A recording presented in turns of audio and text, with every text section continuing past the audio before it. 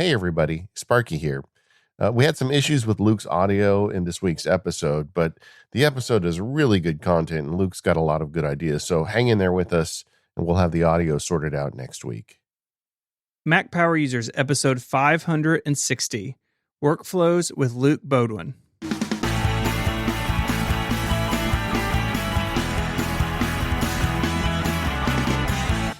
Hello and welcome back to Mac Power Users. My name is Stephen Hackett and I'm joined by Mr. David Sparks. Hey Stephen, how are you today? I am good, David. How are you? Doing all right? Yeah, we're fine. I'm looking out my window at the Silverado Canyon wildfire, about 3.5 miles from my house, but the wind's blowing the other direction, so I think I'll make it to the end of the podcast.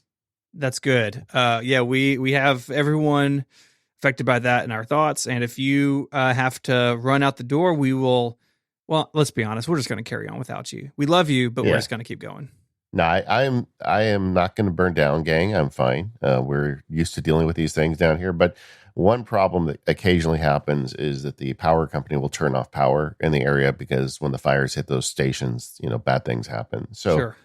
There's a possibility I'll disappear today, but hopefully not. Okay. But if they strike you down, you'll come back even stronger. Yes, I will. I will. And I really appreciate that you went there, Stephen. I've got, I can play that game. All right. Real quick before we get to our awesome guest this week, just one quick note where we normally have a more power user segment at the end of the show for our members. If you're not a member, you can sign up at relay.fm/MPU. This week, though, we've decided we're going to have that segment as part of the public show as well to give everybody a bit of a taste of what we normally do in that segment. We really aim for these shows to be evergreen, where, you can listen to these interviews years later. If we talk about drafts, that should be good as long as drafts is around. We really work hard on that. But in More Power Users, Dave and I get to loosen up a bit and talk about more current things, what's going on. So this time we're going to talk about my iPhone 12 Pro. I've got it here on my desk and get into that and why I didn't go with the Max, even though I told everybody who listens that I was going to do that. So keep an eye out for that at the end of the show. Yeah, and I've also had hands-on with my daughter's iPhone 12 standard, I guess you call it. So I've got thoughts on that as well. Cool. Luke, we have been wanting to get you on the show for a long time. And Stephen, I feel like you southerned his name. I just can't help. I probably did. Yeah, but I'm not I'm French Canadian. I can't get it right. Luke, You're how kidding. do you pronounce your last name? First of all, thanks for having me on the show. It's a pleasure. You're French Canadian. Well, on my mom's side, yeah. That's fantastic. I have the squinty eyes to prove it. Well, but either way, Luke is a cognitive scientist and a Mac enthusiast, which to me is like a golden combination for the Mac Power users. But before we get started, Luke, just kind of give us a little bit of your background. I mean, how did you get into Apple stuff and become a cognitive scientist at the same time? Well, my first degree was in psychology, and I taught myself to type on a typewriter and did my first year of essays in the 80s with that. And then, of course, I recognized that I'd have a competitive advantage if I had a Mac. And I did consider Windows, but I was immediately drawn to the Mac for reasons that are hard to remember, but it probably have to do with the elegance and beauty and all that. So by my second year, I had a Mac, and I just learned how to use it. And I was not a computer scientist. I just learned that it was a tool that could extend my productivity. I don't know that I was using the term at that time, but my performance. And just kind of fell in love with it, actually. So that's how it started. Well, now, was that the original Mac or like in that first generation? I'm dating myself. It's a Mac Plus. And I did, before graduating, get a Mac SC30, which I actually lugged with me to Britain. I did my PhD first at Sussex University in cognitive science, and then at the University of Birmingham, because my supervisor moved up there, and I decided to move with him. So I was hanging out with geeks there, and I noticed they could do some very magical things, and I was in awe of, shell scripts, etc. So I learned with them, from them, and they had Unix. We had Unix workstations at the labs, and at home I'd work on my Mac. And I tend to work at night, late into the night. with on the Unix workstations in a programming language called POP11, which is actually quite conducive for thinking about the mind and also for productivity because it's so extensible. I didn't hear anything you said because you said SE30, and that's the one that got away from me. And I'm just sitting here thinking about it. Stephen, how hard would it be for me to get a working SE30 in 2020? I mean, they're definitely out there. The problem with especially compact Macs is that people want a lot of money for working ones now. Too much money in my estimation. But yeah, they're definitely out there. You need to treat yourself sometime, David. Oh man, I don't even know where I'd put it. My mom's a geek, and she's kept. She's also a lawyer, by the way. She might have an SE30, and there you go. Who knows? Maybe she'll want to get rid of them. She's got her Mac, the Mac Plus we used, and the question for Stephen is: does she have what's that one you want, Stephen? The beta Mac that the one. What's that one? When they Lisa? switched over. Yeah. Yes. No. When they switched over to when they did the last processor upgrade. Oh, yes. The Intel development transition kit. Yeah, I'm sure his mom has one of those. Yeah, you got one of those kicking around. You need to put me and your mom together on a phone call, please. So, but you described that you went over to the UK and got your PhD in cognitive science. Where, how did that come about? What was the interest that sent you down that path? I've always actually been interested in the applied side, and I was on a clinical track in my head. But then I took a course on death and dying, and I found, oh my God, I don't think I can stomach this. They forgot to say, by the way, we're going to train you to deal with your emotions. But anyways, that was kind of a good thing because I discovered cognitive science in an epistemology course, actually, a philosophy course. So just to backtrack, my first degree is in psychology, but I basically made it a cognitive science degree because the core cognitive science it's an interdisciplinary computational approach to the human mind. So I took course in computer science and mathematical logic, linguistics, lots of philosophy, neuroscience. Those are the core disciplines of cognitive science, and of course psychology. So my prof there, who had done his PhD, and one of the most fantastic PhDs in AI that I've ever seen in computer vision at Edinburgh, which is basically where things were happening in Europe in the 70s, AI-wise, and it's still a hotbed of AI. He said, you should really get yourself a Commonwealth scholarship and go study. I got a couple of people to recommend to you, one of whom is Aaron Sloman. So I looked all over the world for places to do my PhD, I should say all over the Commonwealth, and got brochures, no internet in those days, but I really... working with Aaron Sloman appealed to me. Just an absolutely brilliant person. So I chose to go work with him. Incidentally, he won the John Barwise Award earlier this year, which is recognition for, it's an annual award for kind of a lifetime achievement in philosophy, one of the cognitive sciences. Anyway, so that's how I went there, and I had the time of my life, and I decided that, cognitive science was for me. But one thing that looking back on it, I recognize is that applied interest that I had in clinical self-help, etc., remained. And that's how I ended up doing cognitive productivity stuff and thinking of it in terms not only of just efficiency and even productiveness, but developing one's mind with knowledge and technology. Yeah, and that's the interesting intersection for your interview today, is that you have all this science background, but you brought it to bear in how we use our computers. And we're going to get into it during the show, but you've written 2 books, you've developed an app, you had an email exchange with Steve Jobs at one point. I mean, you're a guy who's really trying to figure out better ways for us to use our technology. And I think it's fascinating.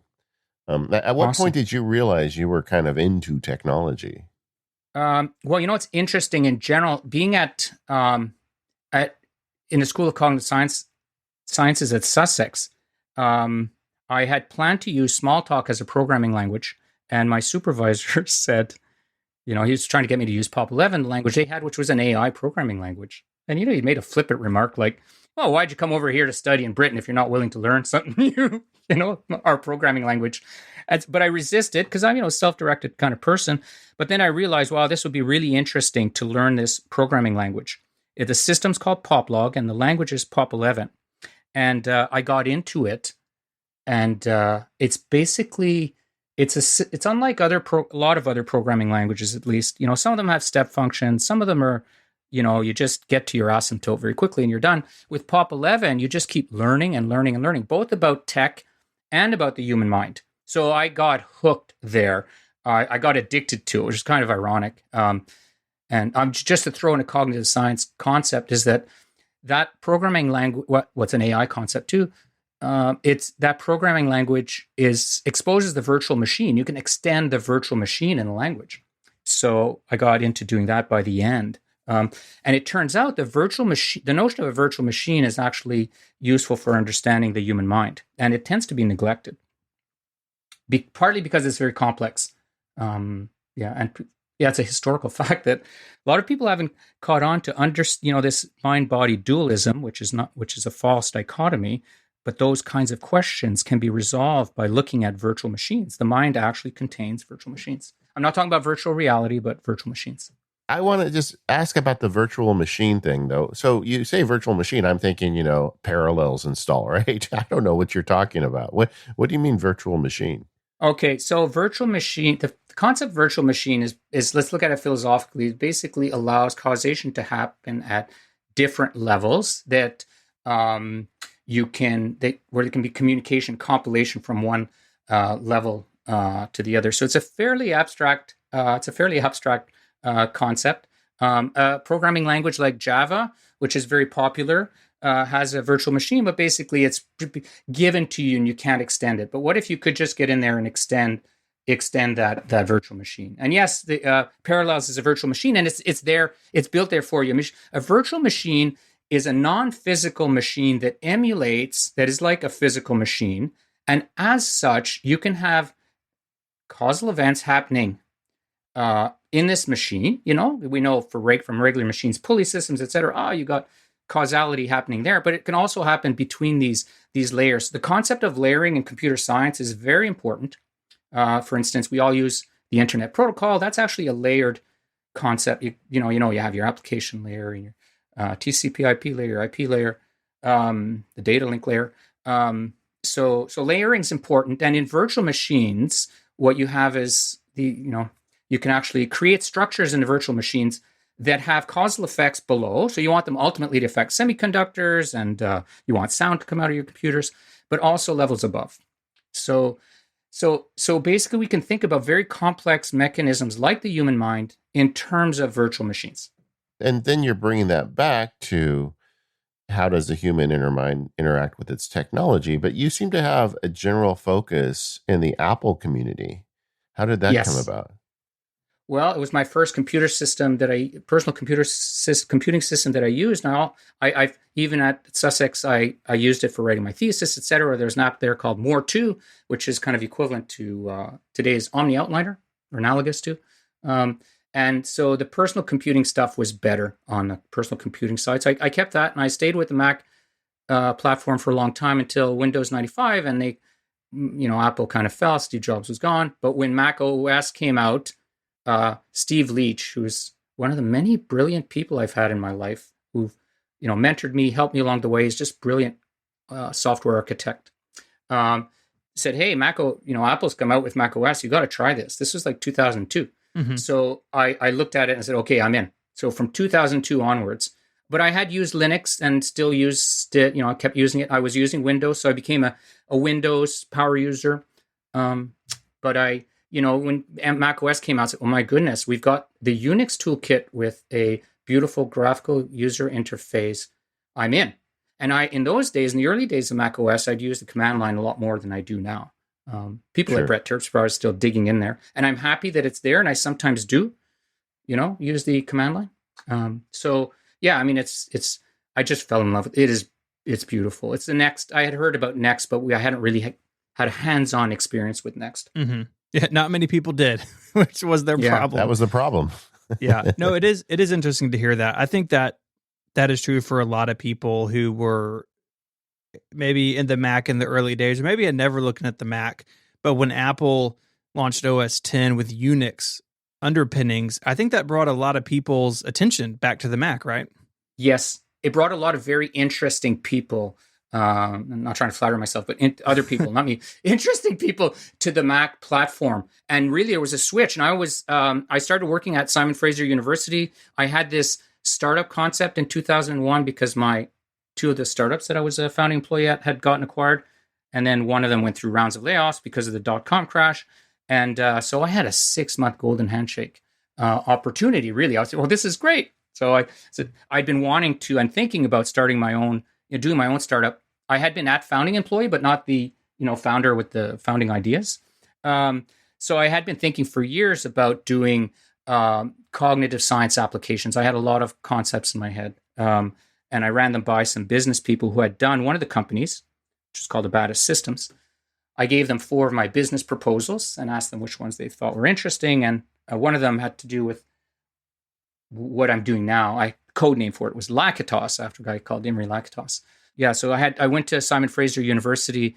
I contacted many people, and a prof at Simon Fraser University was one of them. So I wanted to start this business, but not do it by myself. I'm a team player. And it turned out that everybody else wanted to get regular jobs. So I thought, oh, that's a shame. But a professor at Simon Fraser University mailed me back, and he said, hey, do you want to meet with me? I've got this project, this educational project that's aligned with the kinds of things you mentioned in your email. So I met with him. I had another job opportunity at another young Canadian company that ended up doing phenomenally well. I didn't take that one, but I wanted to follow my passion at this point because the other 2 tech startups were, one was semiconductors, the other one was embedded systems. I learned a heck of a lot there, but they weren't, doing psychology. So I ended up joining that project, and I suggested a generalized version of the learning toolkit they were developing at the time. They had stat study. I said, well, let's do a general toolkit where you can learn anything with, at the time we were using Mac technology, which we continue to use, but anyway. So I joined that project, and I worked with him we worked till 2009. We got huge grants, biggest grants probably in Canada, maybe in the world, to develop self-regulated learning environments. So that allowed me to think for a long time and deeply about using tech for learning purposes. I mean, I had been doing it before, but now I was being paid to do it. So this was great. This episode of Mac Power Users is brought to you by Mailbrew. Mailbrew allows you to get a daily digest of everything you need to stay up to date with technology, your favorite topics and websites, creators you love, and more. I've been using Mailbrew for a couple of weeks now. It was really great. I could go in there and plug in what I wanted in my morning email, set the time I want to get it. And so now I don't have to go check a bunch of different places. Mailbrew has brought all those things together in my inbox for me. If you're like me and you scroll feeds all day and struggle with information overload, you got to try this. It just takes a few minutes to create a personal daily digest with things like the best wisdom from Twitter, great insights from Reddit, the latest from your favorite blogs and YouTubers, and even hacker news and many other sources. It's kind of like a new take on RSS with more sources and an innovative way of reading and consuming information on your schedule instead of getting lost in the constant flow of news. You should try it for yourself and see how much time it can save you. So sign up now for a free 30-day trial at mailbrew.com/MPU to get an exclusive 30% off if you decide to upgrade. That's mailbrew.com/MPU for a 30-day free trial and 30% off when you upgrade. If you're overwhelmed with all the news coming into your phone, to your computer, Mailbrew can help solve that. Once again, mailbrew.com/MPU to set up your own personal daily digest. Our thanks to Mailbrew for fixing my information diet and for supporting the show. Now, Luke, one of the things we talked about in preparing for today's show is your idea of effectance, and that's EFFECTANCE. Explain the concept and kind of the history behind it and how that is kind of key to some of the stuff you're doing.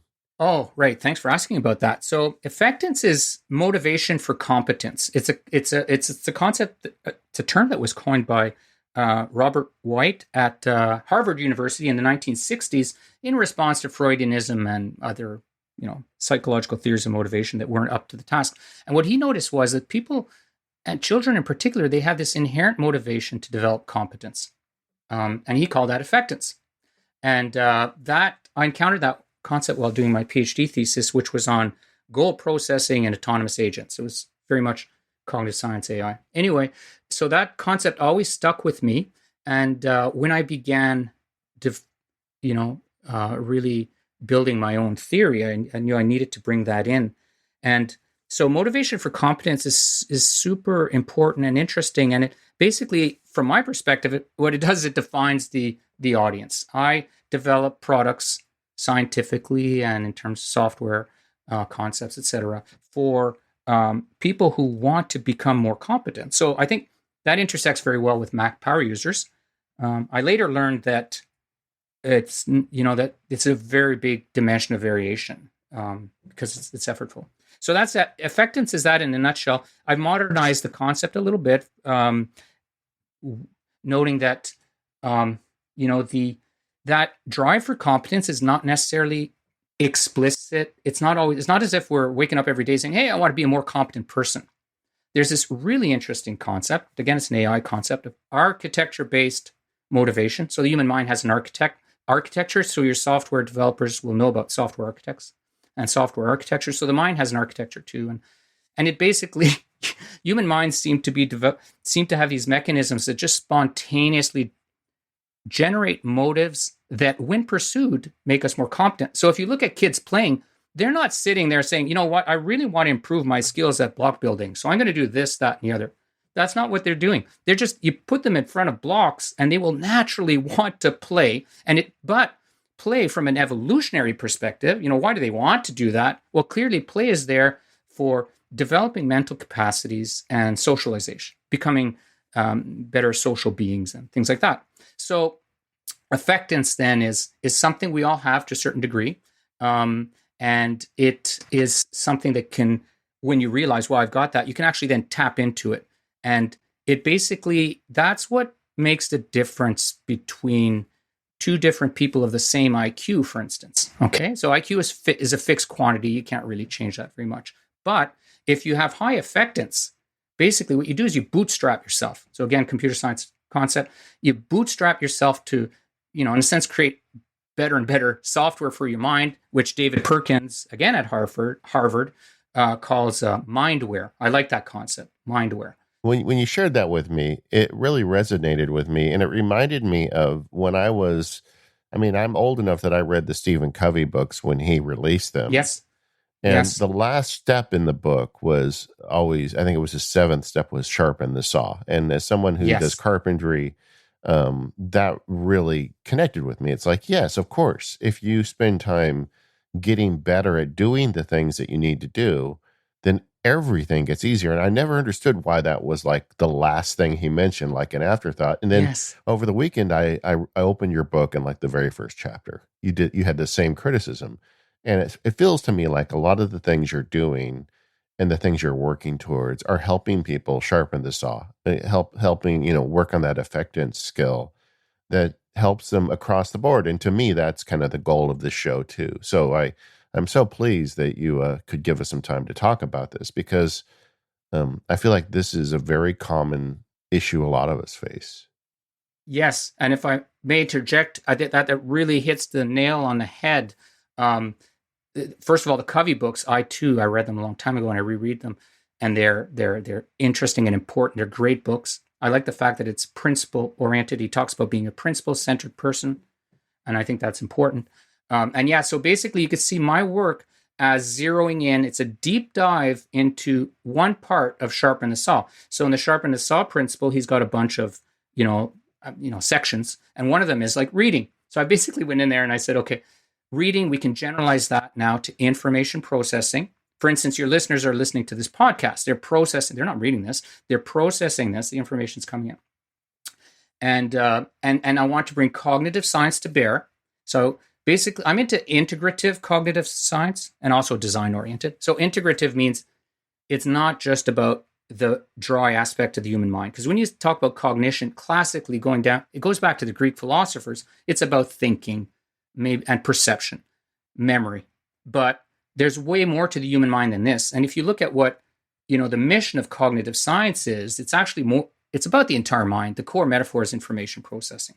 So so I'm into deep dive into sharpening the saw with technology, favoring Mac and, iPad and iPhone technology and the ecosystems that are around it. And so once you settled on that, you had a lot of ideas of how we can use our Macs better and how the Macs can be designed to help us more. And so you contacted somebody at Apple, right?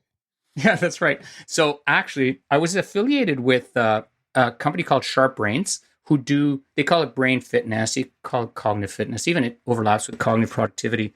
So I actually pitched, we all knew that Apple was coming out with a tablet in early 2010. Okay. And Microsoft had produced their joke. I mean, remember that? I can't remember what it was called. It had two sides and a button in the middle. Actually, they revived that. I can't believe it. But anyway.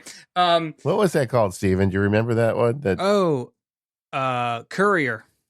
Okay. Courier. Unfortunately, it doesn't ring a bell. My memory dropped that one. But I don't think it ever shipped. Yeah. I mean, it was a joke. They knew that Apple was coming out with something and they tried to distract, So I've been in this space now for 10 years almost. And I thought, okay, so I pitched to Sharp Brains. I said, okay, let's do something fun. I'll write an article before they announce their tablet saying, here's the requirements for this thing from a cognitive fitness perspective. Now, they rebranded that to brain fitness because that's their thing. And then after they announce it, I'm gonna watch this keynote that Steve Jobs said he'd do on, I think it was January 24th, 2010. I'm gonna watch it, or maybe that's not the date, but anyways, I'm gonna watch it in deep detail, and then I'm going to write an assessment of, okay, how well does it compare to the requirements that I put forth? And I did that. I was really, really amazed by what they showed. I watched that demo over and over, like frame by frame almost. And then I wrote my response, which was quite favorable for Sharp Brains. And I said, here's a few things that Apple, that maybe they can do better. And the big idea was first of all, I was surprised. I actually didn't know it would be what it was. It was such a beautiful Apple-like simple idea. Let's, in a sense, and people say it critically, let's take the iPad and make it, the iPhone and make it bigger. But, oh my goodness. I mean, what E equals MC2 is also quite simple. So they took this, I thought, why didn't I see this coming? This, of course, it has to be this. It was a beautiful device. I loved it. And I thought, it seemed that they could grow into the kinds of things I wanted. Okay. So I wrote to Steve Jobs after that. It had, because the iPad had not been favorably received by everyone in the technical community. So I sent Steve an email saying, I saw your presentation. I loved it. And I said something like, I think there's a few things it could do even better. And then I offered to, fly out to California or whatever to meet with him, or a few possible arrangements. One of which was write a white paper for you, and he wrote back to me, he was a man of few words. And, from my perspective anyway. And he said, send me a white paper on it. And oh my goodness, I got an email from Steve Jobs. Said, okay. I said, I will do that. And then I gave myself a deadline. I said, I'll give you one in a week. And I basically wrote, it was an over 30-page white paper. White papers are not supposed to be long. There's requirements for white papers. I violated them. And I sent him a 34-page, basically here's what the Mac ecosystem could look like. I didn't stop with the iPhone or the Mac. It was, here's what, but it did focus actually mostly on Mac OS. And I've never said this publicly, I don't think, but I actually named, how they used to name their operating systems after cats. And I said, following this, I recommend, and it was actually the title, I think, of this white paper was, the Mac OS Dolphin. So I said, switch to dolphins. They're much smarter than cats. Anyway, so that was my that was part of my exchange with Steve. I waited a bit. He did reply. Of course, he had cancer, and there was all these things. And he's the CEO of Apple. So he did reply. So I was getting impatient. So I did something dumb. I actually mailed him back and said, haven't heard back from you. Just wondering if you're gonna, got to give you a timeline for responding so that I can know whether to move on them myself. And he actually responded. He said, we have no interest, and my heart was broken.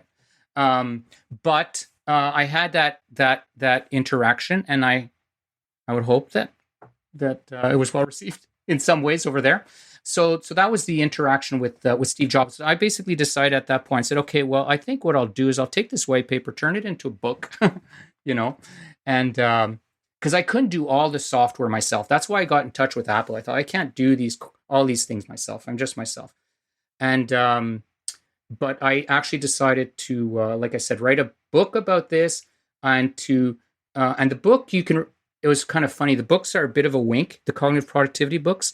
The first one in particular, the one way to read it is here are functional specifications for the software that we need, because Apple, the Mac OS and so on, our physical and software tools, they're great, but you kind of have to shoehorn cognitive productivity workflows into them. They're not really designed, for that. Steve Jobs says Apple's it's the intersection of, humanities and science. Well, what about cognitive science? Cognitive science is not actually humanities. So I try to view it with cognitive science in that intersection.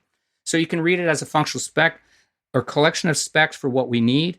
And we actually, I got a sole proprietorship called CogZest, which then spun off CogSci Apps.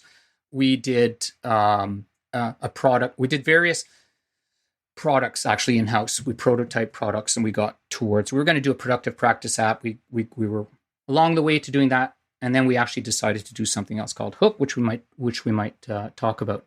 So that was we're gonna get to that, definitely. My interactions with Steve Jobs and how it was very helpful for me on my path. Well, this really talks to me. Lately I've been doing these presentations on what I call, contextual computing, which is kind of the same thing, really. It's just the idea is when you sit down at the technology, how do you get from concept in your brain to action as fast as possible?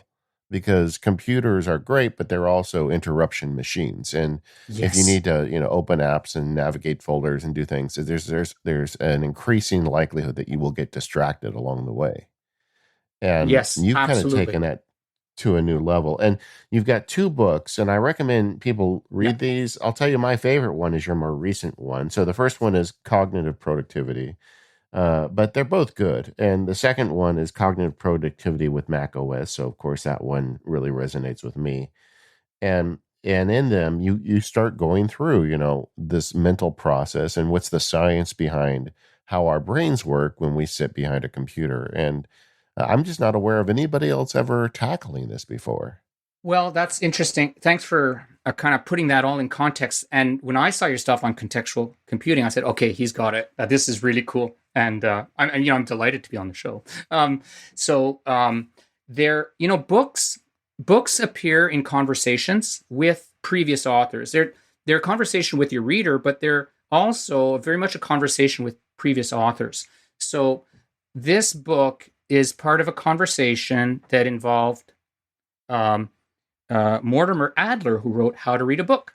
And he's actually the one, I love meta circular things, strange loops. He's the one who made that point to me anyways, or that I got it from him, that books are conversations between authors. So he wrote How to Read a Book, but in those days there was no cognitive science had just started. He knew nothing about it.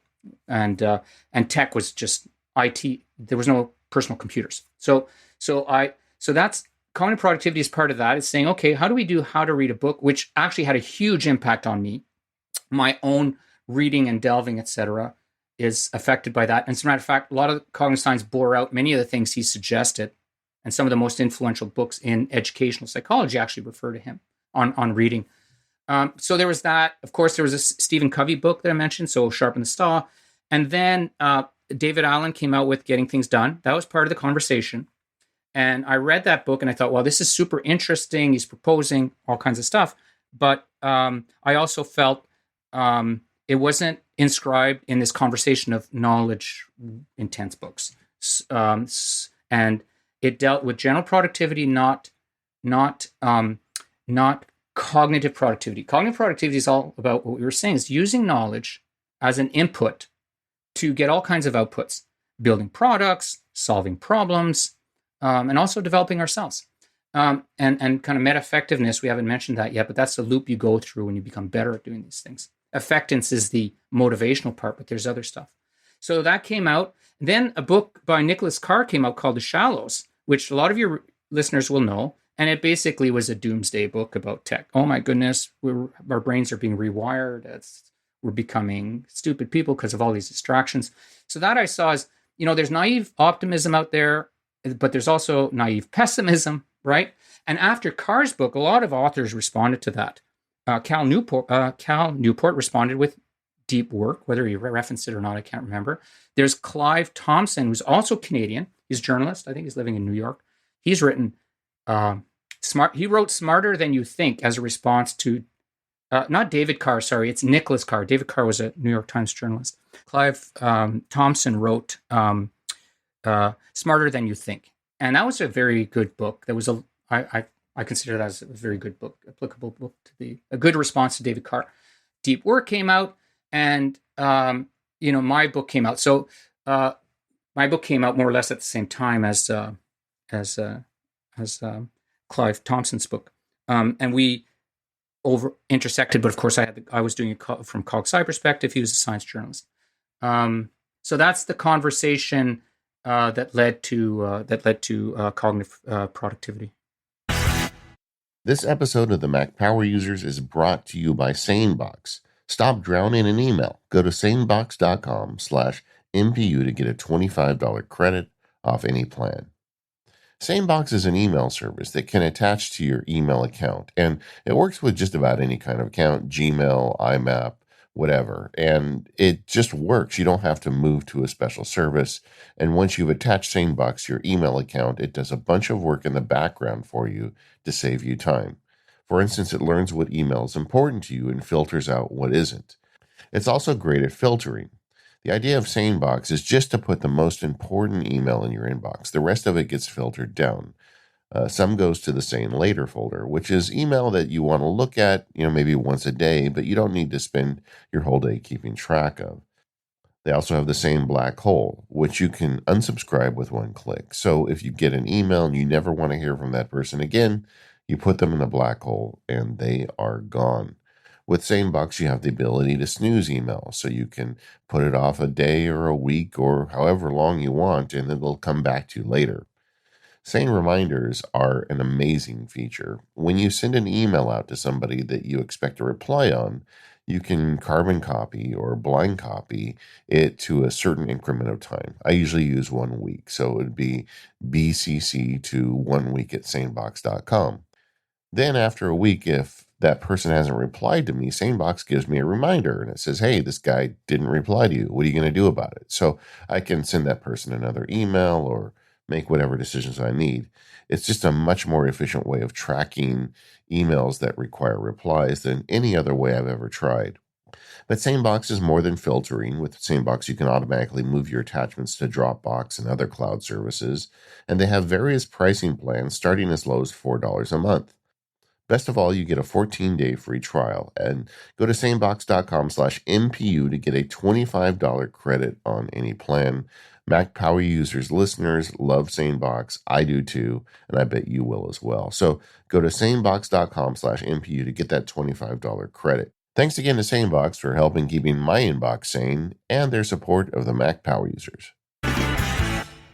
Then you wrote a second book, the Cognitive Productivity with Mac OS book, and and in this book, I feel like you got a lot more into the fundamentals of how Mac users can apply the science to their daily work. What was the motivation for that one?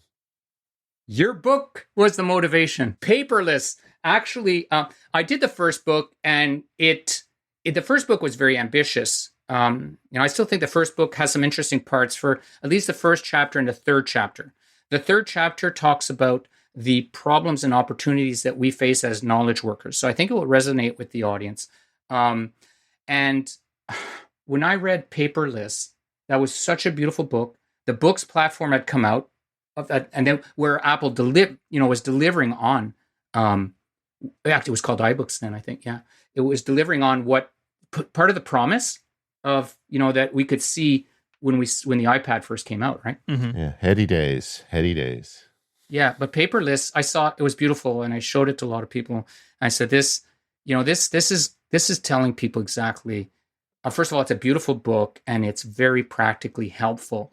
My book does have the second part of my book is deep dive into the science of it, which many people can skip. Then the third part is actually quite applied, but it's text, and I said to people around me, text is not enough for this. We really need to do demonstrations. So your book was a blessing. It was also a curse, actually, because I found out it was a lot of work to do the kind of book you did. And I decided not to use their platform, their iBooks author, right? Yeah. because I wanted to write in Markdown. And I did. Anyway. So that's why I did that second book, was to have a book that was very applied, that had hands-on, screencast demos. Which in my case, you click on the links in the book and it takes you to YouTube. I noticed you've moved to a different platform where the book is actually online to begin with, which I think is a great way to do it.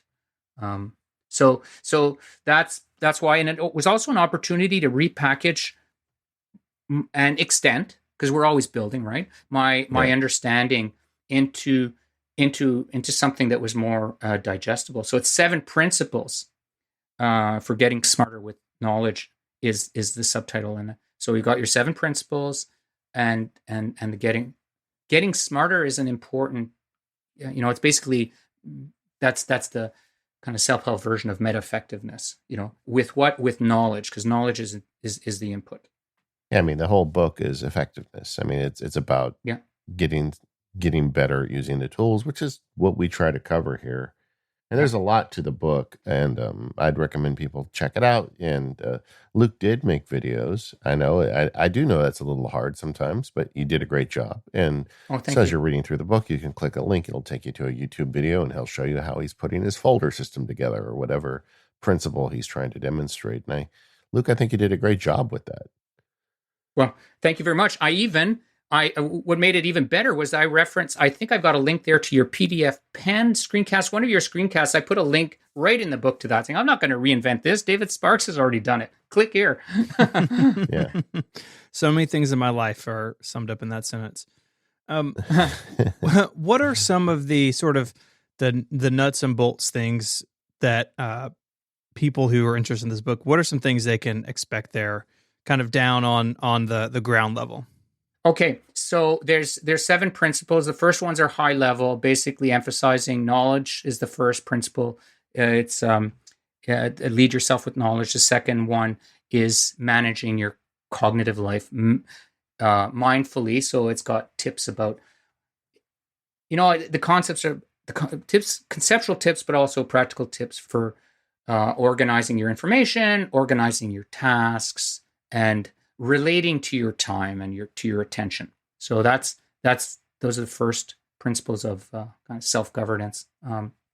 After that, the book dives into 3 practical principles that are information processing principles, how to assess information. That's the key thing. We were talking about context, and information comes your way. Well, sometimes we just need to be in a mode where we're not going to be distracted by information, but other times we are in discovery mode or open to discovery, or we're just assessing something that's come our way. And at that point, we need a framework for assessing the information. So for information that comes our way. So I've done that. I've developed a framework for that involves assessing the caliber of the information, so the quality of the information, like the veracity and the authority, etc. Well, one of the things I like the way you handled this, Luke, is I feel like there are a lot more mediums to get information now than there ever have been. Historically, you would read a book or you'd read a paper or a PDF. And even in legal research I do now, there are videos you can watch, and there's just all these different sources of good information now. And as users, how do we analyze that? How do we get the key points out of it? I mean, with a book, you wrote in the margin or you highlighted or whatever, but now there's so many different ways to do it. And I feel like your book did a good job of kind of addressing that problem, even down to trying to figure out the nouns and the verbs. I mean, it's easy with a book. I'm reading a book, I've read a book, or I'm going to read a book, but with all these different mediums, even those nouns and verbs don't work anymore. So I thought you did a good job on that. Thank you. And it addresses challenges that we all face. I was building this, looking at the literature, and as a person trying to use the literature to become a better reader, become a better, to do this effectiveness thing.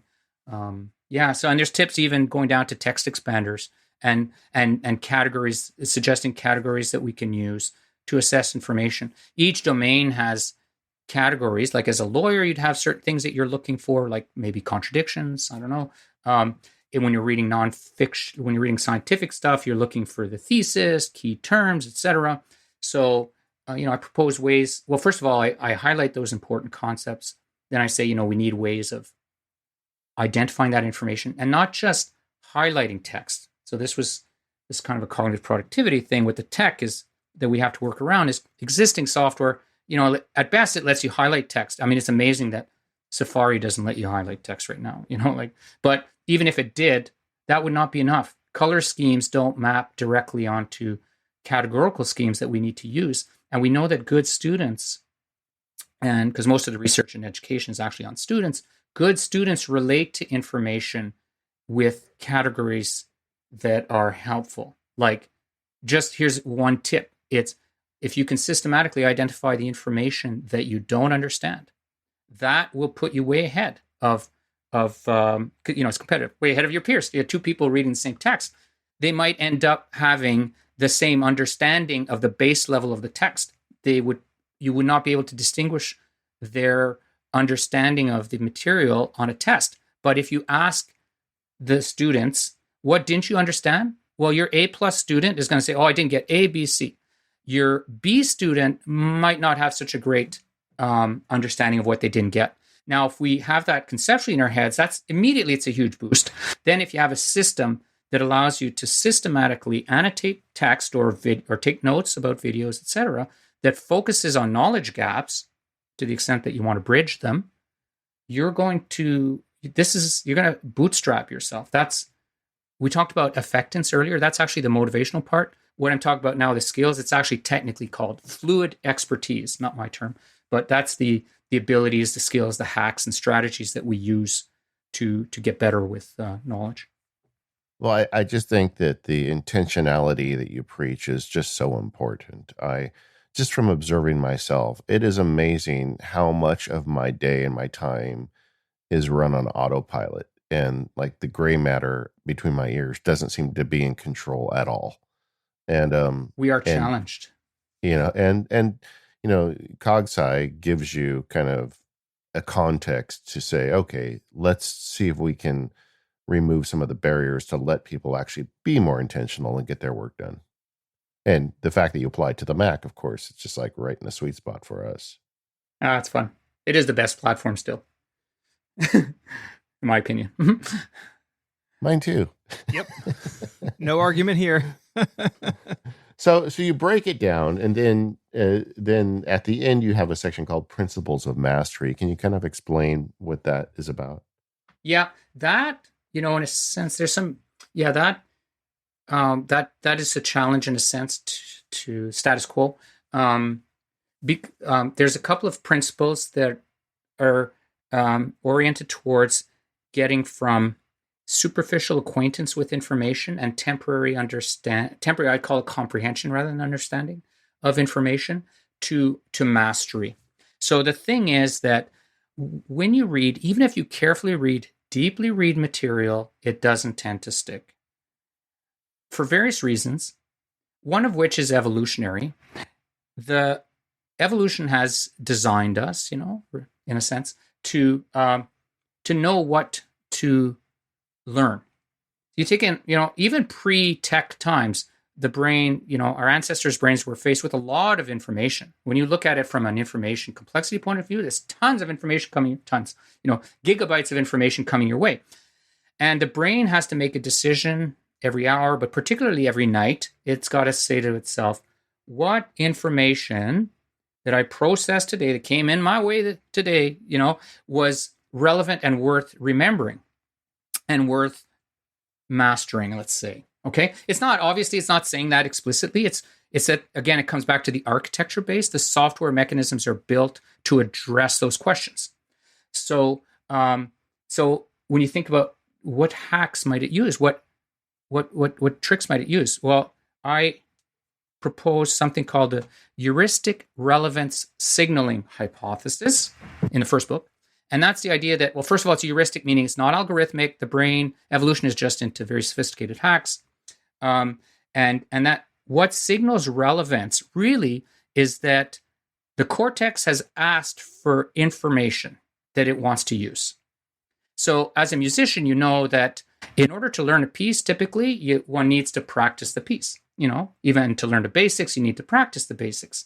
So basically, that's signaling to the brain that, oh, this must be important because the cortex, which is the front part of your brain that, well, I'm talking about the frontal prefrontal cortex, is calling. It's making demands on memory, which involve, by the way, the hippocampus, part of the brain that actually does the routing of information requests to memory stores, right? So it's saying, oh, this piece of information, I want to use it. So when that happens, when you try to retrieve information, you're signaling to the brain, this is important, this is relevant. Of everything that I've processed today, actually, all that's really relevant is, ABC that I've tried to retrieve. So that being the case, and there's lots of research to support it, I coined it, but I found that it was actually J.R. Anderson, who's a great cognitive psychologist, had actually developed this concept and demonstrated it mathematically in his books in the 80s and early 90s. So that principle really it drives how the brain works unconsciously, and it can be leveraged. So the bottom line is, and good students know this, if you want to learn something, you'd better practice it. So they do things like flashcards. So I looked at this body of research. I've been into this since I was a teenager. I discovered by happenstance because I was actually a party animal as a high school student, mostly interested in other things but academia. So I was interested in the mind, and physics and chemistry didn't resonate. But I got interested in history, and I thought, wow, I really want to do well. I really enjoy this. I'm going to take this course, though this professor is rather frightening. So I took this high school history course, and somehow I said to myself, and I will do well. So I decided to do well. And basically that meant get 100%. And I'm competing with, as a private Catholic school, pretty good school, so competing with a lot of smart kids.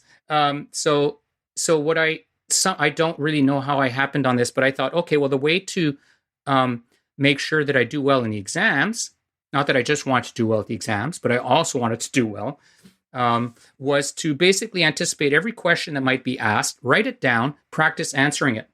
And that turned out to be very helpful. It basically got me to, and the final exam was 105 questions. I got them all right.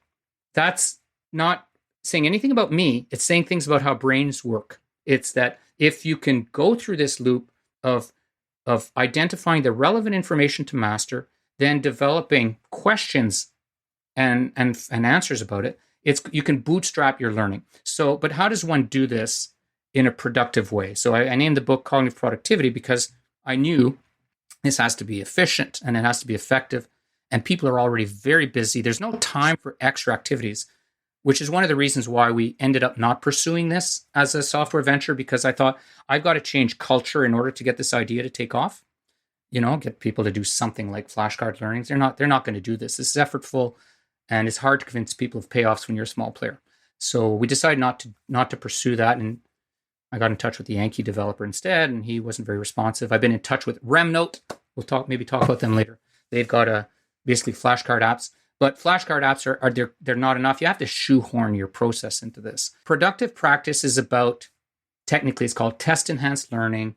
Deliberate practice, it's also called deliberate practice for people who know that area of cognitive science, which Malcolm Gladwell popularized in Outliers, and there's just memory effects and the testing effects. So huge bodies of research in psychology. Well, I do think there's real merit to putting things in front of your eyeballs again to reinforce it. Yes. I recommended on the show last month this readwise.io service. Yes. And what it does is it takes your highlights from Instapaper and Kindle and whatever other places you read it. It works with most of them. And it puts them together, just your highlights, but also it sends you a daily email, and it feeds back to you 5 to 7 of your highlights. And going through them, you have a chance to favorite them or tag them. But I just find that daily practice is basically a flashcard service, really, when you think about it. But that daily practice of, here's 5 things that I thought were important enough to highlight at some point in the last 10 years. Why don't I look at them again and see how I'm doing? And I do think there's something to that. And I was kind of glad to see there's some science behind it. Yeah. Yes. And a key distinction, however, so that's we call it technically, that's in educational psych, it's called review. So that's the rereading part is helpful. It can prime the information, etc. The real magic actually comes not from rereading, but actually from interacting with a question. I call them challenges to generalize them. Basically, where you'd be asked a question about, okay, well, could be anything. In my books, I talk about the bid concept. So it could be about a bid concept. Well, what is a bid in interpersonal relationships? So it's a little bit different from just rereading. Before seeing the answer, you actually call on it yourself. And that's when the brain says, implicitly at night, probably, the hippocampus says, that must be important. Not so much what I reread, because if you just reread, it's like the original thing, the original experience. So there's research by a guy called Roediger and a number of other people pitting these things, rereading versus answering questions about the material without reference to it. So I actually have an app called Anki that I use, and I've got thousands of flashcards in there. And in my spare time, when I'm mobile, I exercise, go up and down the stairs. When I have a minute, I use that time to actually, rather than reread and consume more information, I answer questions about stuff. So if something's really important, and I think, okay, I actually want to be able to A, remember, and B, really, it's about using. If I want to be able to use it, then I will put it in this system. And part of the benefit of this is that you formulate in your head the questions about it. That first, it's a way to do a triage. Most of the stuff one won't be willing to actually ask a question about. It's too much work to create a flashcard.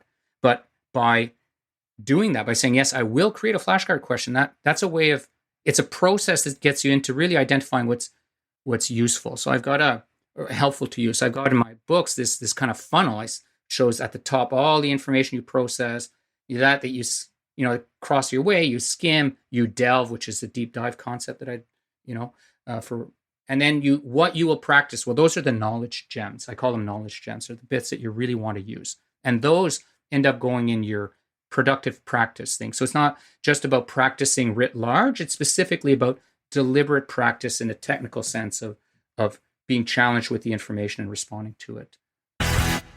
This episode of MPU is brought to you by SyncUp, a OneDrive podcast.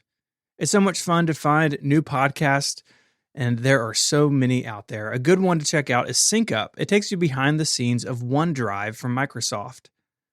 So you can learn about how to connect files, share your documents, and work from anywhere. And you'll get to hear about the design and development side of things too. Each show covers a dedicated topic, includes guest interviews, news and announcements, plus a special topic outside of the normal technology stuff. Just to give you an idea of what to expect, one episode I really loved was talking about the history of OneDrive. A lot of these tech companies, they don't like to talk about past products. They only want to look forward. So I found it really refreshing how they talking about coming from previous products, modernizing their technology, and getting OneDrive to where it is today. So go and listen to it now. Just search for Sync Up wherever you get your podcast. That's SYNCUP, or just click the link in the show notes to go check it out. Our thanks to Sync Up and Microsoft for their support of this show and Relay FM. So, Luke, you had several ideas to bring cognitive science to the Mac, and you have released an app now. And we've talked about it on the show a few times, but explain to us what Hook is. Okay. So, Hook is an app that's designed to help you retrieve the information that's relevant to your current context. And it's one of several tools that are out there on the market that address what I call the 2-second rule, which is tightly linked, which addresses basically your concerns about, staying in context. How do we get out of context? Well, one of the ways we get out of context is, just information comes our way and, oh my goodness, then you're gone. Oh, seductive email. And you've got tricks for avoiding those seductive emails. And so the 2-second rule is about information retrieval. I put that in my SURF. It's both in the attention principle of principle 2, but it also shows up in surface, which is surface interacting with information. The surface part is actually getting the information you need. So if you're writing a paper, for instance, there's usually a collection of resources that are pertinent to the paper, PDFs, web pages, whatever. You don't want to be searching for that. I mean, you can, and you can use a tool like Spotlight, and you can use LaunchBar, and they're essential, and I use them, right? They involve typing. So where Hook is unique is that it allows you to link up information in multiple that may be in different apps. It doesn't have to be a file. It could be an OmniFocus project, web page, an email even. They're pertinent to your current project, whether it's taking information in. If you're reading a book, well, you might want to consult other resources, or if you're creating a new artifact, a new podcast, an episode, or a new screencast or whatever. Creativity always involves many resources. We have to be able to navigate quickly between them, but you can't just put everything in the Finder. Why? Because, for one thing, that same bit of information will be pertinent to another project, even if it's a file, and it might not be, but say it's a file, it's a PDF.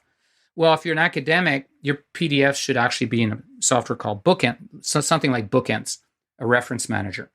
So immediately, the information is all over the place. So what Hook does is it allows you to establish context by linking information together. Yeah. So that's Hook in a nutshell.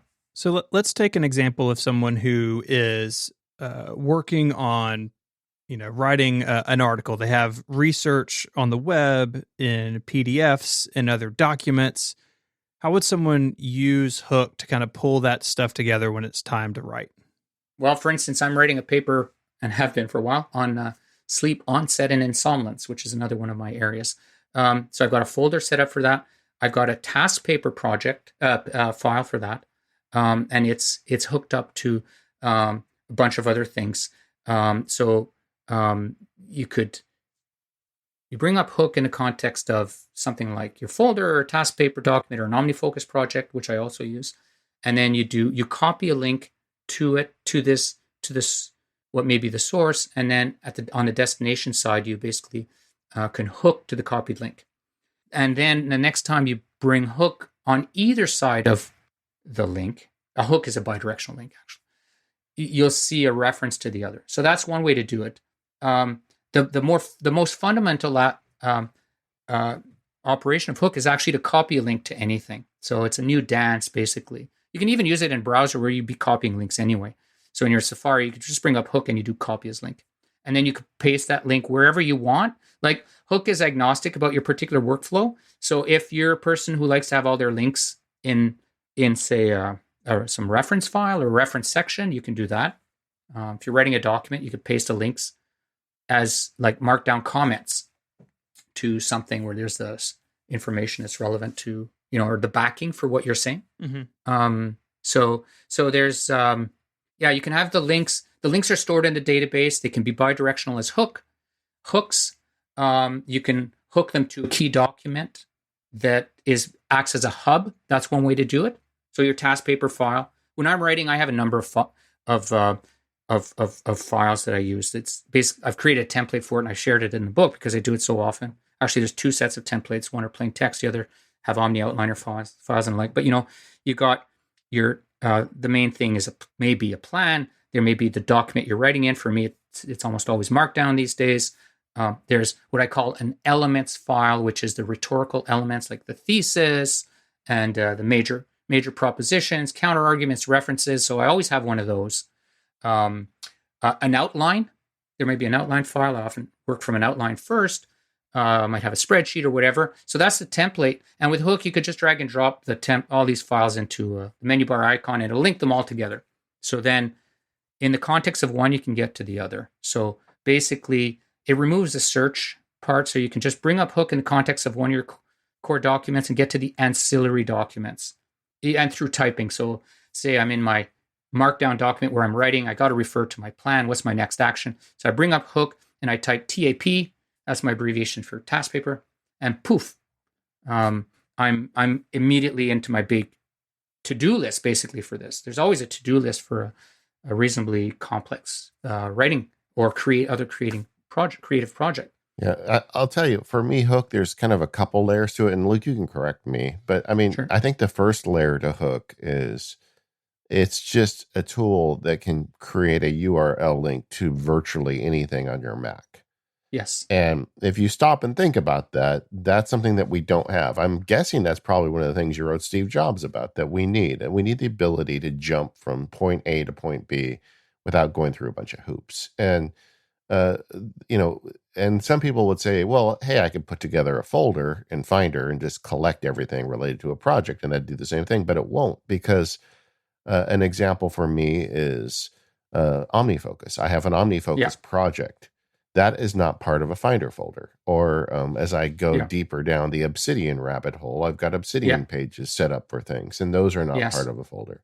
And so suddenly I've got these disparate places on my Mac where I want to get to stuff. And using Hook over the last 6 months that I've kind of really kind of dove into this app, I have populated links all over my computer. So now if I go to an OmniFocus project, not only there are links in the project description, and I can click one button and Yeah. go straight to the Obsidian file. I can click another button and go straight to the active Microsoft Word document that is part of this project. So it just gives you the ability to jump. And you didn't really describe that 2-second rule, but I know you told me offline. It means that from the time you have an idea to the time you're working on it should be about 2 seconds. And using Hook, I'm able to create these links, and that is, to me, almost the app sells itself just on that level.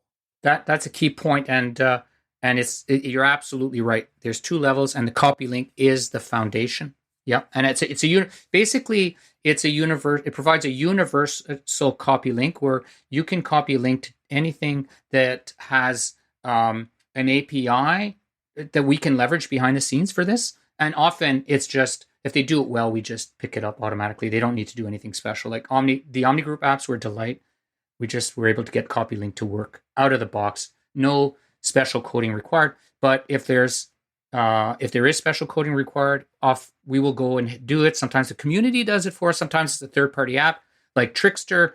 The Trickster dev, Jacob Corbin, when he found out about Hook, he went on the forum. He said, "Oh, it's like Hook, great app. Here's some AppleScript for it to make it work." So we built that right into Hook after that. Another Canadian, by the way. So yeah, the plugs for Canadian. The basic operation being copy link. If there's AppleScript for it, it'll if we can do it, we will give you your copy link. And if the app developer doesn't, we actually have a template on our website that you can contact the developer yourself. Often we will have contacted them beforehand and say, would you please add some, it could be AppleScript, JavaScript, we don't care. It could be the command line. It's automation is the key concept. It's not, we know that AppleScript is not moving the way we want it to at Apple, at least the way we see it, but that's okay. It does a lot, and we're not married to AppleScript. Basically, the idea is any API can, as long as they expose the right things, we will adapt to that API and we'll make Hook work with that particular app. Yeah, and a lot of these apps do have URL embeds already where you can right-click on something and get an embed, but Hook just makes it easier, honestly. There's a keyboard shortcut, and you can copy it not just as a link, but as a markdown link. And then that gets you to the second layer of Hook, where it looks like a launcher app, like a Alfred or a Launchbar, but it's not that. What it is it's a launcher app that gives you a list of everything connected to that hook. So my earlier example of a project, I get to the OmniFocus hook. It shows me the file hook. It shows me the outline of the contract in an Omni Outliner file hook. It shows me the page in Obsidian hook. So it just puts it all together for me. So I can very quickly, once again, following that 2-second rule. It's a fascinating idea. I can see why you initially would go to Apple with this, because I think if this was baked in the operating system, it would be so helpful to so many people. But, congratulations to you to figuring out a way to do it anyway.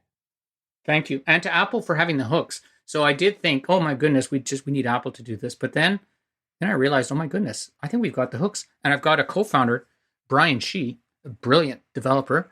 And we basically worked on that. And actually, we reworked this a number of times using a number of different technologies. So this was not an instant thing. But the bottom line is macOS and developers have provided enough support for us to build this thing. And if an app doesn't have the automation that we need, because sometimes they will have like the UI for it, but they won't put in the automation, like Ulysses doesn't have the scripting for it, so we have to use screen scripting, which is not always reliable.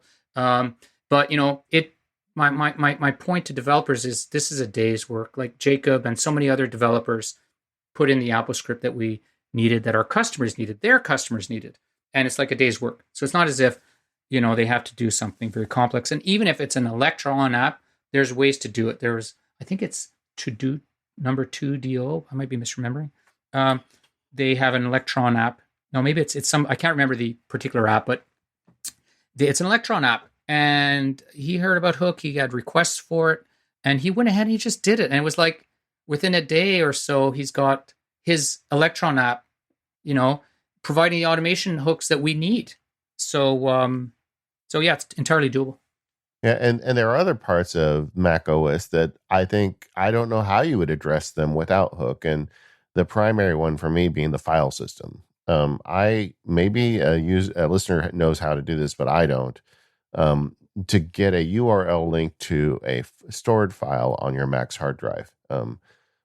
But Hook does that. It's very simply, and whether it's on iCloud or your native drive. And to me, that's key because a lot of the projects I do are native drive files, and Yes. I do want them hooked. I do want links to them. Yeah. So we can do that, and you can create a hook file, which is like an alias or a web location .weblog file, the web location files. But unlike them, it's weblocks are actually plain text too. But a .hook file is actually it follows the Markdown philosophy. So if you want to, you can put that in your hard disk too, which is in a folder, which is a Markdown link. It's a plain text file with a Markdown link, and you double click on it, and it'll get you to whatever that Markdown link points to. Well, it's a fascinating app, and it took me a while to get it. You sent me a beta early, and I didn't know who you were, and I'm like, I'm not going to install this app from some stranger that's going to be looking at my whole file system. And then I found your book. And I'm like, oh, wait a second, This guy's really knows what he's doing. And since I kind of installed Hook, and I've now, I just think of it as just another piece of using my Mac. It really has helped. And I've always been a fan of these URL links, but giving me another tool to get even more links just improves the efficiency of that. Agreed. And in terms of privacy, Hook does, we don't have a server that stores any of your information. You can sync with iCloud or whatever you want, but we don't provide a service for syncing ourselves. We provide a higher level service to a folder. We don't know what that folder is or whatever. So it is an entirely private app. But it's smart enough. Like if I hook a file and then I move that file to a different folder, Hook can still find it. And another power use of Hook for me is some of these, if I'm ever linking to something that is sensitive, that link is not the file. I played with Roam Research for a little while, and I was putting some Hook links in my Roam database, which was fine because even though Roam is a web service and someone could get to my data in Roam, all they would get is a Hook link that leads to a file on my computer. They would not be able to get to that file. So it also kind of gave me a little bit of comfort in linking things that I otherwise wouldn't. So it's really a fascinating app. You got to kind of wrap your mind around it. But if you're interested in trying this contextual computing, if you want to live up to that 2-second rule, this is a no-brainer. Stephen, have you used it at all? Have you played with it? Yeah, I've been playing with it a good bit in preparation of this episode, and the ability to pull things that may be in DevonThink or on the web or just in a text file somewhere, that really is powerful. And the thing that I like about it is it feels incredibly native to the Mac. Sometimes we get into these utilities and I don't know what's going on here. But Hook feels like a very Mac-like utility. And I think if you're out there and you haven't checked it out, it's well worth it. I particularly like it to solve the problem of I'm working on a project and I have these resources scattered across a bunch of different places, but because it's so flexible, you could almost use it for anything. Yeah, I feel like that would have been a good use for the podcastathon with all the different resources you had. Yeah. Luke, do you have any stories about how people are using it that surprised you? The one thing there's a topic I've got that's been kind of activated in my head as you've been speaking. which is maybe not so much a surprise, but feedback that we have received, which is something that hasn't come up yet explicitly in this conversation, is that while your links are private, you can actually share many of the links that Hook creates. I mean, obviously, if it's a web link, you can copy it with Hook very quickly and share it with somebody. Well, obviously, somebody can click on that link. They'll see the same thing if all goes well. You can also share links to Dropbox, to folders that are shared with others. So if we were all collaborating on something, we're sharing a Dropbox folder, for instance, it may be deeply nested. I mean, that's a problem that everybody faces. So we decided to cover that angle too, which also ends up being useful for the solo case as well.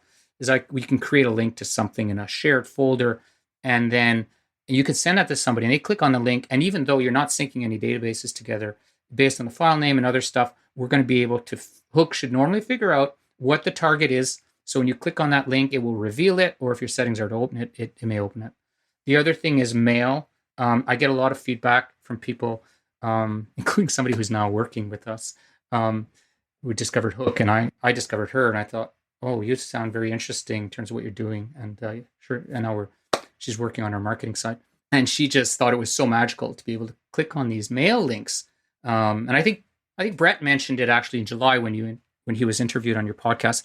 So it turns out that emails have an RFC, request for comment, compliant IDs. They're there, even if they're not exposed. And many apps actually have scripting or an API so that you can use them, but it's not exposed in the user interface, so people would know. So Hook allows you to copy a link to an email. So I can send you a link to an email that, as long as you have that email, that you've received that email directly, so it has that ID. I can, copy a link to the email, and I can refer to a previous conversation we had, like in 2016. And you click on that link, you don't have to search anymore. It's a 2-second rule. So now, but this is social cognitive productivity, and it's easy for us to kind of miss that as geeks because we're often solo oriented. And it's one of the reasons why I like to have these projects represent different people and different men and women and different people being involved. I'm very collaborative. I've got lots of projects going on related to this. And anyway, so is that the social aspect is important. So this can help. This addresses a 2-second rule in the social context. Well, I want to just congratulate you because it's always great to see someone come up with a new idea on our software platforms that we love. And Hook is something, there's nothing else like it. And you brought life to it. And I know from talking to you that you have a lot of plans for the future for it, that you're looking to, make it even easier for us to use our monkey brains to get our work done. And I appreciate all the effort you're putting into this. Well, your thank you means a lot to me. The Mac Power User thank you is a lot of reward for all the effort we put in over the years. Thank you. This episode of the Mac Power Users is brought to you by Indeed. Go to Indeed.com/MPU to get a free $75 credit to boost your job post. One of the greatest challenges we all face is taking all the information available to us and knowing where to focus. This happens in all areas of life and work, including hiring. With Indeed, you have access to the largest pool of talent and can hire the right people quickly. Indeed.com is the #1 job site in the world because Indeed gets you the best people and fast.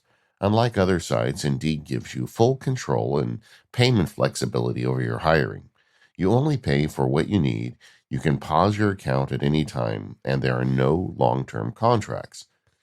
Plus, Indeed provides powerful tools to make your search that much easier, like sponsored jobs, which are shown to be 3.5 times more likely to result in a hire. With 73% of online job seekers visiting Indeed each month, Indeed is going to get you the important hire you need, just like they have for over 3 million businesses. Right now, Indeed is offering our listeners a free $75 credit to boost your job post, which means more quality candidates will see it fast. Try Indeed out with a free $75 credit at Indeed.com/MPU. This is their best offer available anywhere. Go right now. Go to Indeed.com/MPU. Terms and conditions do apply. Offer is valid through December 31. Our thanks to Indeed for their support of the Mac Power Users and all of Relay FM. So, Luke, we've been talking kind of hypothetically and theoretically a lot. Tell us a little bit how you are getting your work done as a cognitive scientist and the apps and workflows that are helping you do it. I'm sure Hook plays a role. Hook plays a role. It plays a big role. I've mentioned one thing that's different from what other people do. I think that's the Anki thing. So I use Anki on a daily basis. I add material to it and I rehearse. Rehearse not the right word. I practice with it. Like I said, I've started using RemNote. It's exploratory at this point, but I'm watching that with interest. I use Pinboard, I use Text Expander, and I use them together. I use Text Expander as a bookmarking tool. It's another, and by the way, Hook's also a bookmarking tool. In 2.0, you'll see that, but we're done with Hook for now. But Text Expander can also be used as a bookmarking tool. So when In what way? How do you do that? Okay, it's any URL that you might want to revisit more than a couple of times. Well, this is my rule anyway. Then I'm going to put in Text Expander. For instance, we have a shared Google Doc behind the scenes. Well, I have a convention with Text Expander, and there's a whole story about conventions, and language is all about grammar. So much about grammar. So if it's a URL for me, it always starts with pound, and then I have the abbreviation. So I put pound MPU GD. That's my Text Expander shortcut to get to that particular to that URL. And I've got thousands. I've got thousands. I'm really pushing Text Expander to the max of these shortcuts. And because I have a grammar, it may seem complex, but using a grammar is the key to text expansion. You have to have conventions. I've got a blog post on it. You do the same thing with people. David Sparks, you might think of yourself as David Sparks, but when I'm writing to you or writing about you, you're actually at DASP. So you're the first two letters of your first word and the first two letters of your second name, sorry. And I use that convention. That's a grammar. I mean, it has limits. Sometimes there's collisions, but it actually can get you a long way. So Text Expander is part of my real bread and butter, if you will, of mine. You're going to need to publish that someday, Luke, and share some of your tricks. I think a lot of people would benefit from that. Well, that's I've got them in the book, but I've also got a blog post on it. So we can, if you want, we could include it in the show notes, this Text Expander thing, and this idea of grammar. I also have a system. This one's homegrown. It's called My Self Quantifier. I use it with the timing app, which is a great app. There's a big story that hadn't been completely told about time tracking and knowing where your time goes, and there's a cognitive science story which I tried to articulate in my cognitive productivity book and on a quite extensive argument on the blog, on my CogZest blog. So the product that I developed, it's free. It's a set of spreadsheets called My Self Quantifier. Apple had its iProducts. I've got My Sleep Button. I've got My Self Quantifier. And the original Hook name was actually My Meta. But anyways, My Self Quantifier is about quantifying how you spend your time. And it's actually very easy to lose track of where your time goes. And there's research, and some key research was done in 1979 about the fact that even if very soon after processing information, you've forgotten it. Working memory is very limited. So that means that knowing where your time went is very difficult to track. So I love Cal Newport's books, and his deep work. His deep work stuff is very important. But he's a digital minimalist in his book, and sometimes in this conversation between authors and scientists, I would say that book goes too far in a digital minimalist way. We need better tools to address cognitive productivity pain points such as time management and time tracking. So My Self Quantifier is a very detailed spreadsheet that you can use to track your time, and you use it with Text Expander. And you can, every time I switch tasks at my desk, switch projects, I actually enter a new row in the time tracking spreadsheet, and it's got my start time and my end time. There's a Text Expander shortcut that I'll use for my project because I've got multiple projects. So why would I spend time doing this? This sounds like, it's extra time. You shouldn't do this. You're wasting time. No. You've got to stop, slow down, and be reflective about your attention switches, because that's where we go awry. As a matter of fact, I also quantify look at the news, and I noticed my reading of the news online when I developed this system a few years back just went way down because I had a penalty. Every time I looked at the news, I had to have a row for that.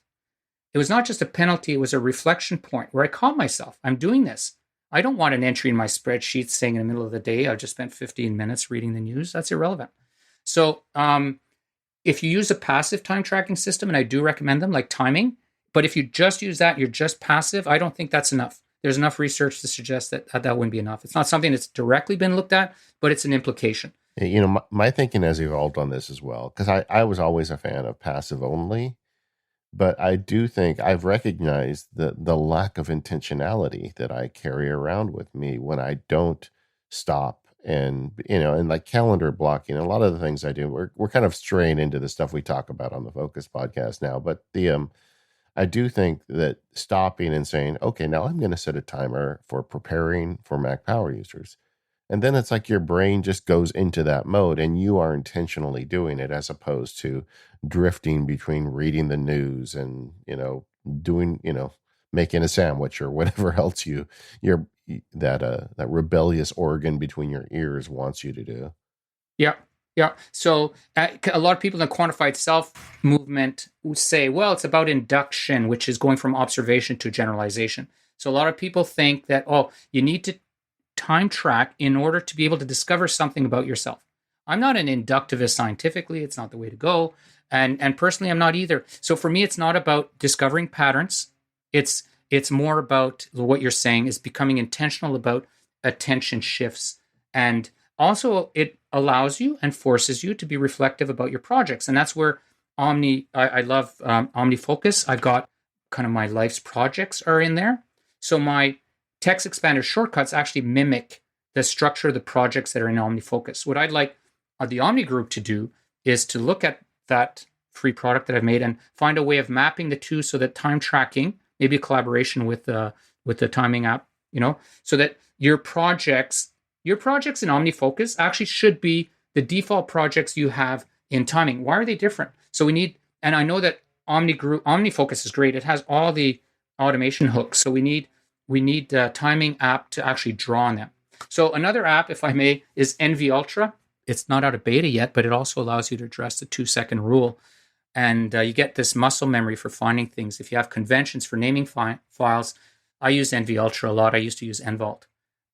And one of the great things about it is that it's so plain text and markdown, and you can use an analogous app on your iPhone. So it's a way to handle the iPhone, Mac, continuing your life basically across the devices. Yeah. What is your writing app on iPhone and iPad? Okay. So, OneWriter, and I will, I'd like to, I've been having problems with OneWriter recently in that, text expander's broken with it. And I'm thinking, wow, it would be really nice to use Drafts. I have a subscription to Drafts Pro because of the automation in there, but I'm not actually a regular user. I'm not a power user yet, but it's something that I know I need to better appreciate and want to leverage. Now, the friction I'm having, you might have a solution to that, is that I can't get it to load a folder like OneWriter will. I don't want my data, I never want my data to be stuck in a container that's arbitrary. I want to be able to move files around at whim. And I want to be able to say, okay, here's a folder in iCloud. I'm using iCloud more than Dropbox for solo stuff. And so I'd like Drafts to be able to open a folder and keep it open. And I need to be able to do the kinds of searching that OneWriter and NV Ultra provide. So am I missing something? Can I just grab an arbitrary folder? It's I have been going, as the listeners know, looking really heavily at Obsidian as kind of a personal knowledge management system, which is a drafts folder, which I use OneWriter on, but I still use drafts to compose everything, and I basically put all my Obsidian templates into drafts, and then I have a drafts action that puts them into the proper place on Dropbox. But it's not an editing platform once it's created. Then I have to go over to OneWriter. So I don't really have a good solution for you on that yet. Hopefully someday that'll evolve. Yes. Well, generally speaking, I use the Mac for my real creative stuff, and the writing that happens on, and I do a lot on my iPhone, but it's really an iPad, it's really just little thoughts. For instance, some little to-dos where I won't even launch OmniFocus. I might just add a to-do. I've got my files are organized very systematically, for instance, with people and including my wife. So I can type her name. By the way, here's a little hack. You just add X at the end of something. So her name's Carol. So I write Carol X immediately. NV Ultra, OneWriter, even Spotlight would find it because that's unique. So you need again, it comes back to naming conventions and grammars. And maybe I even said this in the book of my second book that I've got a love-hate relationship with naming conventions, but because I don't want systems that rely on these weird naming conventions. Having said that, it's such a great way to get to your 2-second rule, and grammar is very powerful. That I've got these and I've got these grammars that I use for identifying things. So, for instance, I've got many cognitive task lists. So I use CGVT, and then with NV Ultra or whatever, I can get my cognitive tasks. What are cognitive tasks? They are in my thinking, things I need to think about. So before going for a jog, cycling, a walk, I'm going to load my brain with cognitive tasks so I don't have to memorize them. It's surprisingly difficult to, when I've got a ton of projects. The older we get, we have all these responsibilities. Some people still have kids. I don't want to have kids, but like it needs to be written down. And it's so easy not to be productive when you're walking. Now, the mindfulness folks will say, be mindful. And I think you can get some mileage on that. But let's face it, Albert Einstein, and there's no evidence that Darwin, Einstein, all these people did the mindfulness thing. I think it's useful. I do the mindfulness thing too. But normally if I'm going on a bike ride, I'm actually working. And that allows me to get exercise and still be productive. So the way I do it is I've got my cognitive tasks. So it's also hard to think at the computer and also to be creative. There's a story behind that. So mobile cognitive productivity is about getting better mileage out of your mobile time. So it's not time when I'm actually writing and executing. I'll do my creative work while cycling. And by the time I sit in front of my computer, then, okay, the ideas are in much better shape. When you decide to study that, I'll be your contra example. Because when I take a walk, I just take a walk. Well, you go for it. And I don't want to preach. You know what? I absolutely, in anything I say, I mustn't sound like preaching because everything's individual. Some people like graphic organizers. I'm an outline person. So mindfulness is great, but I personally I'm a little bit crazy. Sure. Now we got a lot more in the outline. We're going to have you back someday, but before we go, one question I want to ask you. You're a guy who has a PhD in cognitive science. You spend a lot of time thinking about its application to technology. So you are more aware, I'd even say more mindful of these problems and issues than most people. Where do you get stuck anyway? Where are the areas that you still get stuck on this stuff? You know what? I've had health problems in the last few years, but they're okay. They're good. They decreased my cognitive productivity for the last few years, and I've got them figured out. They're kind of ironic. So in that sense, so why did I mention that? Well, that affects basically the amount of time you have during the day. So that's kind of an incidental getting stuck. That's probably the first thing that came to my mind was sure. Was that one? Well, I mean, you also you mentioned news, yes, that's one for me. If I open the news app, I'm dead for 15 minutes. Yeah, I get stuck in election cycles too. I'm not an American, so I haven't delved deeply, but I really try to avoid political news. So for instance, in Twitter, I have a whole bunch of blocks. I have to use Twitter. Oh, there's the big challenge. Twitter. I need to use Twitter for the businesses. It's also a discovery tool. Cal Newport will say it doesn't have sufficient benefits. The costs outweigh the benefits. And there's truth to that, but some of us need to be on the platform, and it does have productivity benefits, potential discovery benefits. Okay. So Twitter is really hard, and so I fight with Twitter. And the news thing, I do have phases where recently, the American news is so hard. But in Twitter, I've got these blocks like Donald Trump, a whole bunch of keywords, things I really don't want to be distracted by. I'll actually block those keywords. But I still, I'm human, I get stuck. And yeah, I'm sure you've talked about this. Close all your browser windows. Like anybody else, if I go back to Safari and I haven't closed a tab with a distractor, seductive information, then I can lose 10 minutes. But because I time track it, I kind of pay the price, so it does help. But I do, my attention is limited, like everybody else. I'm susceptible to all these issues. Another thing is I'm running a lot of projects. So when I had more hours in the day than I've had in the last few years, like I'm still working kind of all the time, but I had to rest, for 45 minutes a day, is that I found running multiple projects really requires more time than I had. So certain things slipped in that way. So you got to calibrate yourself. Cal Newport says, successful people finish projects quickly, and I think that's true. There's truth to that. I myself am content with a lot of projects, and some projects take a long time. Einstein took 7 years. Immanuel Kant, I think he took 15 years. Darwin took a long time. So I might get hit by a truck tomorrow, in which case I'll say, shoot, my error was I had too many projects and I didn't close enough of them. But on the other hand, I'm kind of content with having multiple projects. And the trick is that in my case, they're interleaved. They're interwoven so that progress on one helps with the other. Yeah. Well, Luc, thank you so much for joining us today. Really appreciate it. It's been my pleasure. Thank you very much for having me on.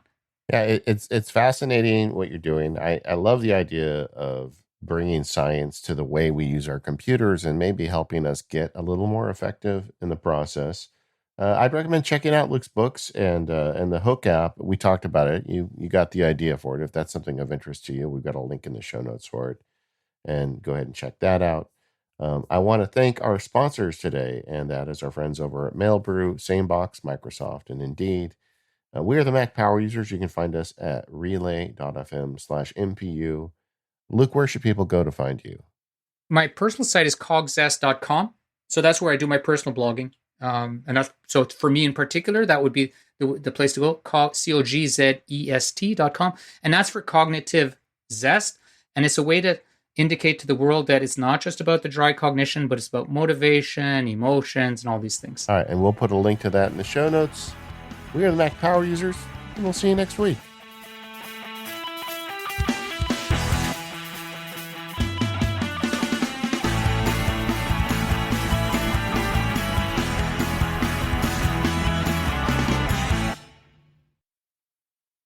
Well, you're still on the call, so I guess everything's mostly okay. I was just looking, evacuation orders. They've now evacuated 20,000 houses or something. Wow, man.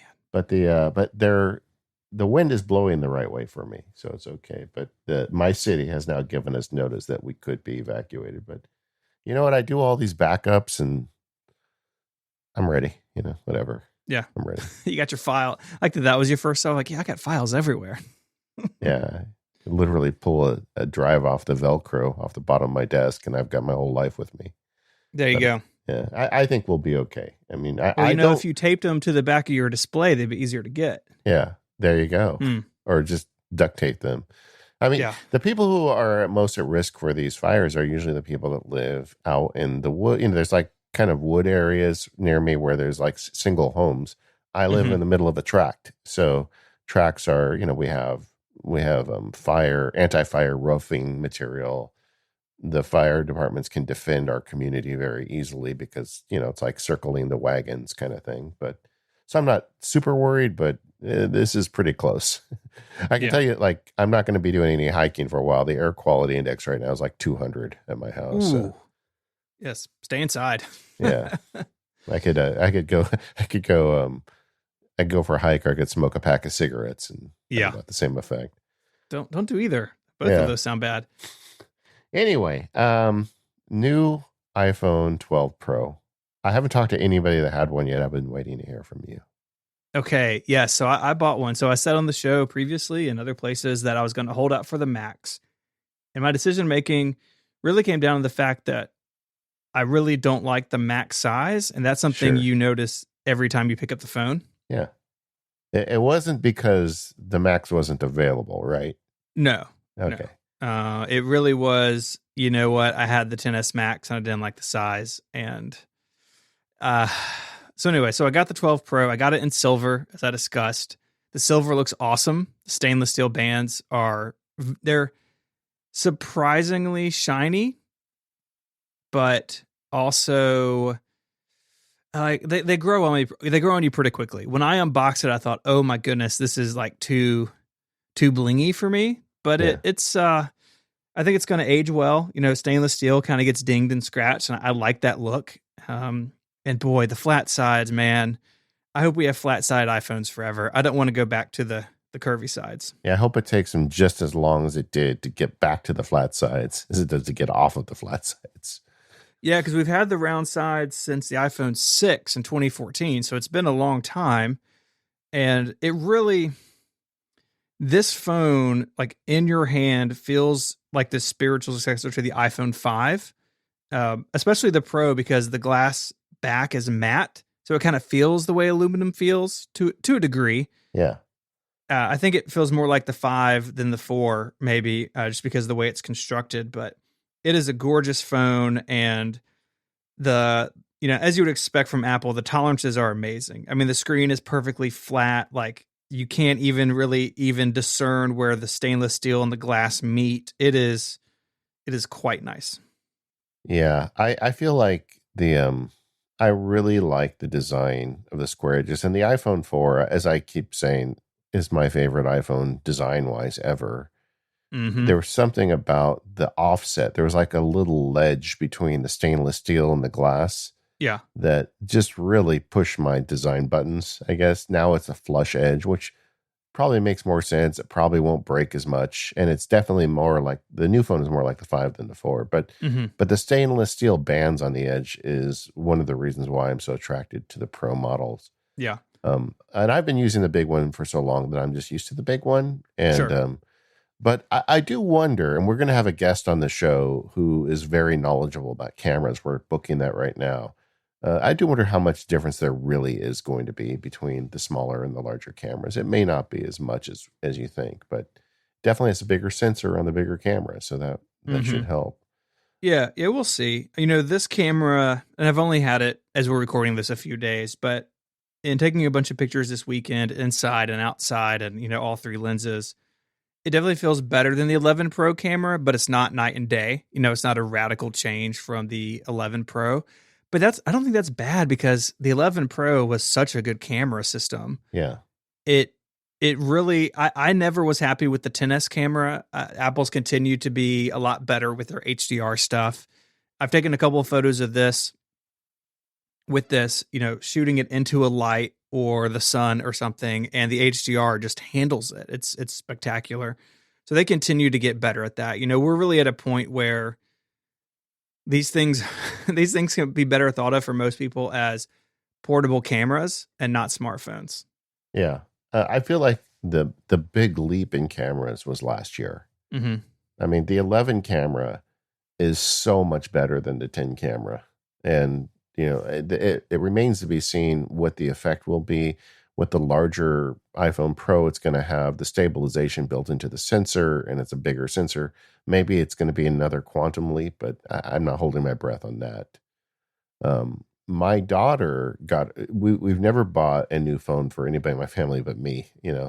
I'm such a jerk. But but she has a job and she wanted to get her own iPhone, and I said okay. So she got the mint green iPhone 12. And so we've had that around the house now for a few days, and she's been nice enough to let me play with it. She knows I like to talk about this stuff with you. And it feels so much like an iPhone 5 to me. The iPhone 12 standard without the stainless steel. I mean, man, it's more than a spiritual successor. It's like a cousin of the iPhone 5. But it feels great in the hand, the square sides. It really does. And, I've gotten a lot of questions about the size, because the 12 Pro is bigger than the 11 Pro. It's really not that much bigger. If you sit them side by side, or like you put the old phone in the new case, you can tell this one's a little bit taller. But honestly, in the hand, I don't feel it.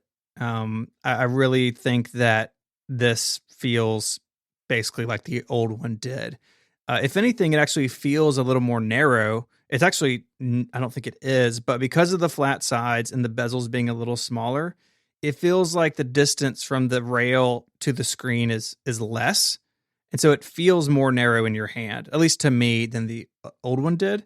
Yeah. So yeah, I like the size. I love the finish. I think the cameras are going to be good.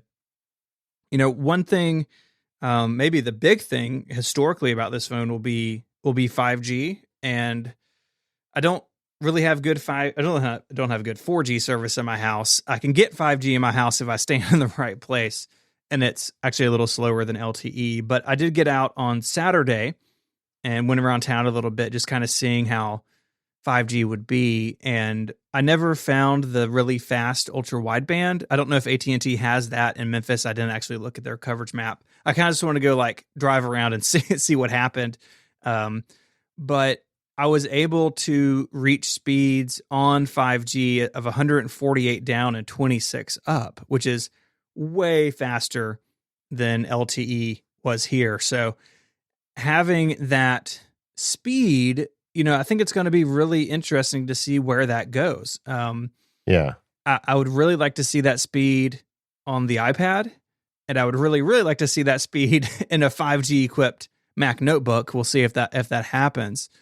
But I mean, 148 down, but especially 26 up, that is a huge difference from where we've been before. Yeah, I can't help but feel like that's like a check that's not going to get cashed for a year or two. You're holding on to it. I think you're right. And it'll be great when it's here. But, and I, people who are saying, well, I need to upgrade for the 5G. No, next year when you upgrade, 5G will be just as important. And since it's here this year, it'll be here next year too. That's not a good reason to upgrade. I think you upgrade if you want a new phone. But yeah, the overall design, and I just can't but feel, but like the iPhone 12, not the Pro version, even just the standard one, is going to be hugely successful. And it's a combination of camera system. 5G will be relevant into the future, and that OLED screen on the entry level iPhone, it's got kind of like a MacBook Air iPhone 5 vibe to it to me, where I think this is a phone that people are going to really like.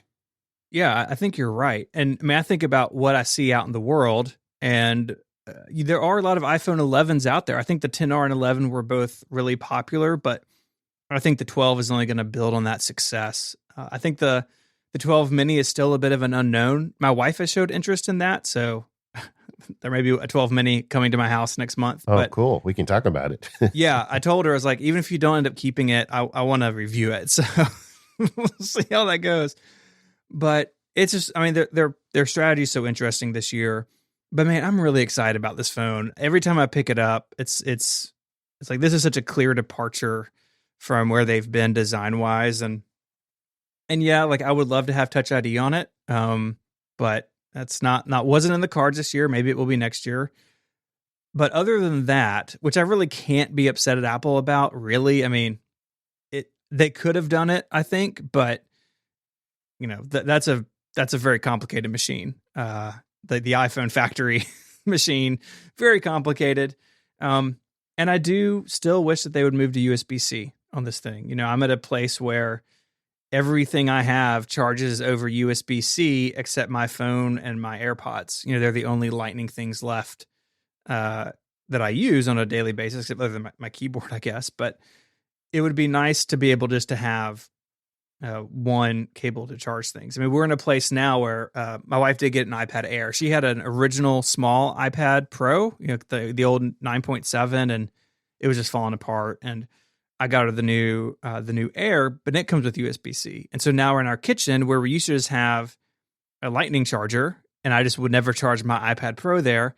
I got a little dual charger from Anchor or somebody that has USB-A and USB-C. So now there's a USB-C cable and a Lightning cable plugged into the kitchen so we can charge our tablets or our phones. And it's like, this is just it's just kind of a pain to live in this two strategy world. And I wish Apple would just finally move everything to USB-C. Yes, it's going to be hard. Yes, people are going to complain, but I think that the sooner we do it, the better. It's really a no-win for Apple, right? Because all the nerds just want them to just move into the future and just go to USB-C. Mm-hmm. But so many more average consumers are just going to lose their mind if they have to replace the cables. Yeah. Yep. And then it's going to become Apple's just trying to take our money, blah, blah, blah. They can't. I mean, they can't win. That happened big time in 30 pin to Lightning. Speaking of the old iPhone, speaking of the iPhone 5, where that happened, I get it. And I'm sure those wounds are still fresh to some people at Apple, but it would be nice for those of us who like carry a MacBook and have an iPad, have an iPhone. Like the iPhone's sort of the odd device out now. And it's also just so superior. The Lightning was so superior to the 30 pin, and they still took it. They still had to take that. Just imagine. But I forgot that you also got an iPad Air. So what are your general impressions of that as someone who's an iPad Pro user? Yeah, so I have the 11-inch iPad Pro, and Mary's iPad Air is basically the same device, except very slightly green. The colors on the iPad Air are not very vibrant. The green is just green. Yeah. But I mean, side by side, the screen is a touch smaller, so the bezels are a hair bigger.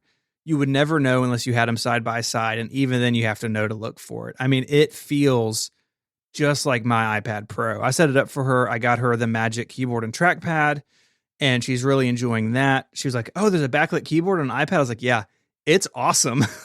Just you wait. And like half the cost, right? Yeah. So it is. It is like a cheap iPad Pro, and the things that it lacks, she doesn't care about. She doesn't care about the high refresh screen. The only thing that's a little bit of a bummer is it has 2 speakers instead of 4. The iPad Pro sounds so good. The Air's a step down there, but I think that's probably the most tangible thing that most people would notice. If you are going to buy an iPad, the iPad Air, I think, is totally the one to get. Can you tell a difference between the refresh rate? Well, so I have ProMotion turned off on my iPad Pro because high refresh rate makes my brain, I get, it's not good. I don't feel very good after a minute. So, no, I see no difference. It. Yeah. None at all. So, some people may. I know some people want ProMotion to come to the phone. I think it will at some point. But the iPad Air I think it's a really spectacular balance of cost and pro features. Getting the new Apple Pencil, getting the new keyboard trackpad, getting USB-C, getting the new design, like it's fantastic. And it makes me excited to see where the iPad Pro is going to go next, because the iPad Air is knocking on its door, right? It's just right on its heels now. Yeah. The iPad Pro really has to prove its worth now. And I think this opens Apple to push the iPad Pro even further in the future. So the marketing copy should be iPad Air, half the price, and it doesn't make Steven vomit. That's right. That's right. Yeah.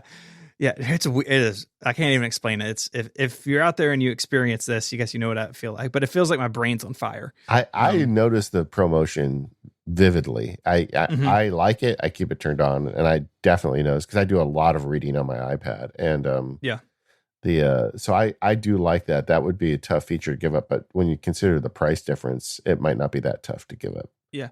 It's interesting. That's kind of the same story with the 12 and 12 Pro, that unless you really want the third camera, the iPhone 12 gets you basically all the way there, right? It's OLED, it's the same size. Some would say that the materials are actually better. I know a lot of people prefer the aluminum sides over the stainless steel. It makes it weigh less, which is nice. And Apple it's so interesting this year that at least right now, the kind of the middle ground is totally the way to go. Like, unless you want the third camera or you just want the maximum phone size you can get, just like the iPad Air, the iPhone 12 is the one that almost everybody should get, and it's the less expensive one. Yeah, I mean, for me, the big phone, and I know this sounds like an old man thing, but it's sadly true.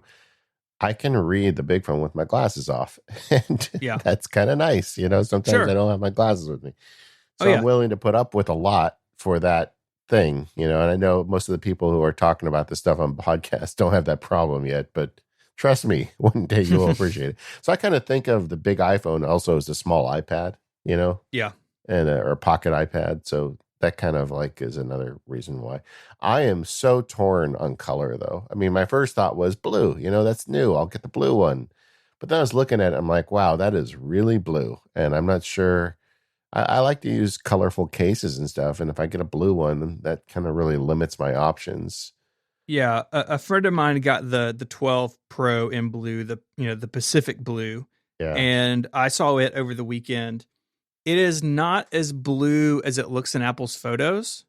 It's a little more toned down. The regular iPhone 12, that blue is just like cranked all the way up. Yeah. But the Pacific blue is a little bit dialed back from that, and I think it's nice. It is very much the cousin of midnight green. They feel like they're sort of related in a way, and the blue stainless looks pretty cool. It's really actually pretty neat looking.